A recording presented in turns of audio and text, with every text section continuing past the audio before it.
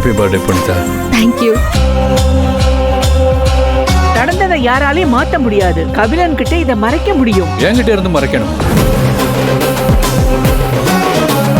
அனில் வழங்கும் புனிதா நாளை பகல் 12 மணிக்கு உங்கள் சன் டிவியில் காணத் தவறாதீர்கள்.